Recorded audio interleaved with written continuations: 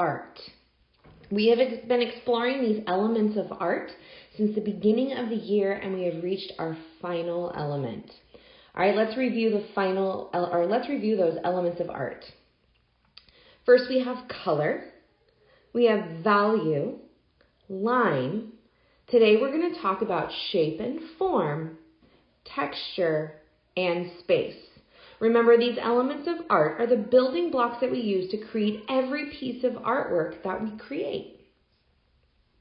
Shape, a two-dimensional enclosed space with boundaries defined by other elements of art. Shape, well, that's kind of like what we're talking about in math. We are now going to relate art to our math lessons.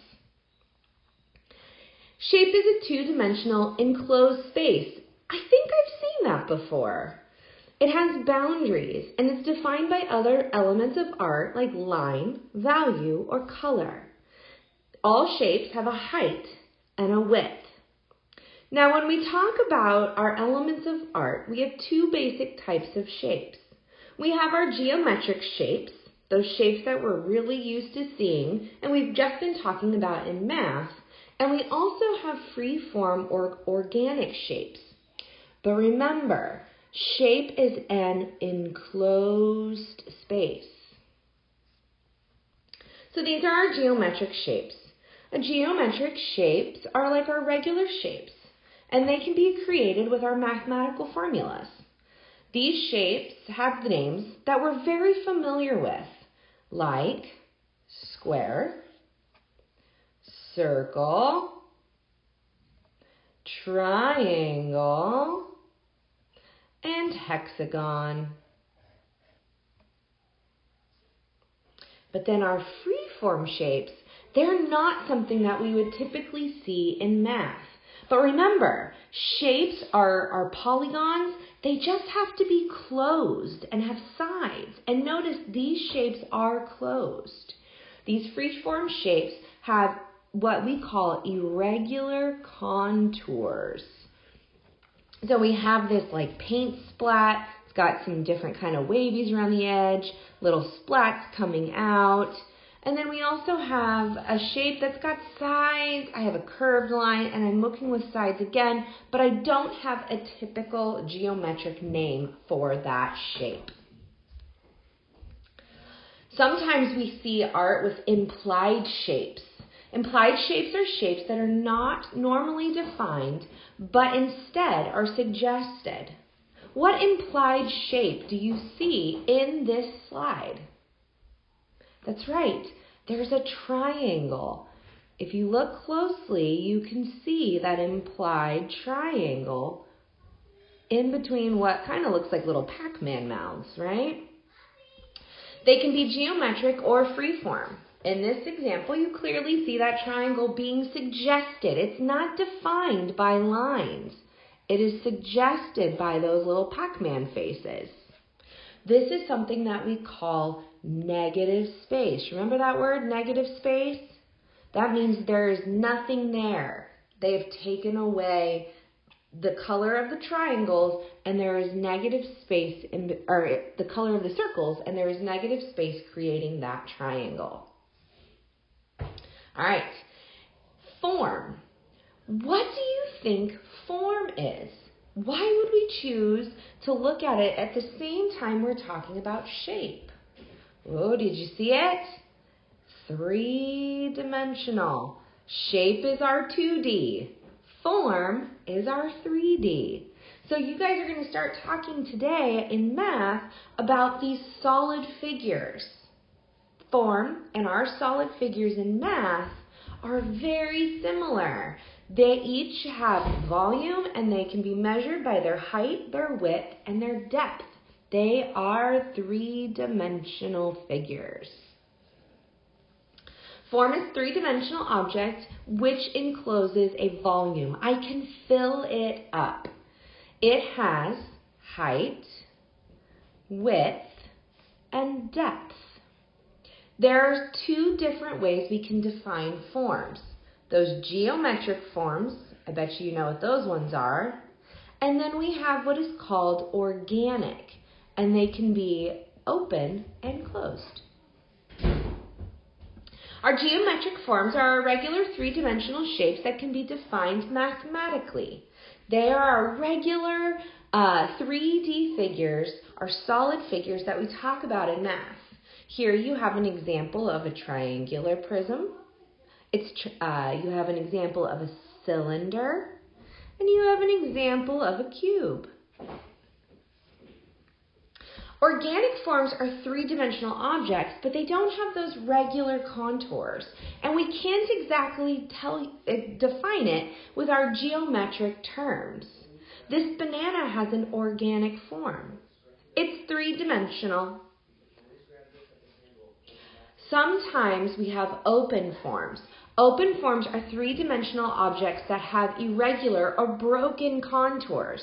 See, it's kind of broken right here, a little broken right here. There's some broken space in here. And they have that negative space.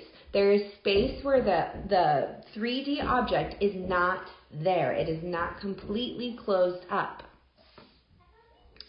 Sometimes there's closed forms. Closed forms are three-dimensional objects that are a solid mass. Notice there is no negative space in this sculpture or in this painting of this portrait of George. There's no negative space. Everything is completely sealed between each of those contour lines. There's no open space. All right, is this shape or form? Exactly. It is form. If it's shape, is it geometric or freeform? If it's form, is it geometric or organic? Do you know what this shape is called? If you know what it's called and you can compare it to something that you were learning in math, then we know that it is geometric, geometry. When we are studying shapes and forms, we are studying geometry. This is a geometric shape. Is there any negative space in this geometric shape? No. That's what makes it closed. How about this one? Shape or form? You ask yourself, is it 2D or is it 3D? If it's 2D, then we say it is shape. If it's shape, is it geometric or freeform? Do you know the name for this particular shape? We can count the sides. 1, 2, 3, 4, 5, 6, 7, 8. And it kind of looks like something we're familiar to seeing that usually says stop in the middle. It is a geometric shape. It is an octagon. What about this one? Shape or form? Does it look 2D or 3D? If it looks 3D, then we're going to say that it is form. Is it geometric or organic? You might say that it's kind of similar to a sphere, but it's not perfectly round. So since it's not perfectly round and it's not exactly a sphere, we're going to go ahead and say it's organic or found naturally in our world around us. Now, is it open or closed? Is there any negative space inside of this particular apple? If there's no negative space, then we say it is closed. All right, is this shape or form? 2D or 3D? It is 2D, so we say that it is shape. Now, you might be able to tell me it's a cloud, but a cloud, is that a geometric name for a shape? No, it is not. So we would say that it is a free-form 2D shape. All right, is this shape or form? I think you're getting it now. It's 3D, so we say it's form. Is it geometric or organic?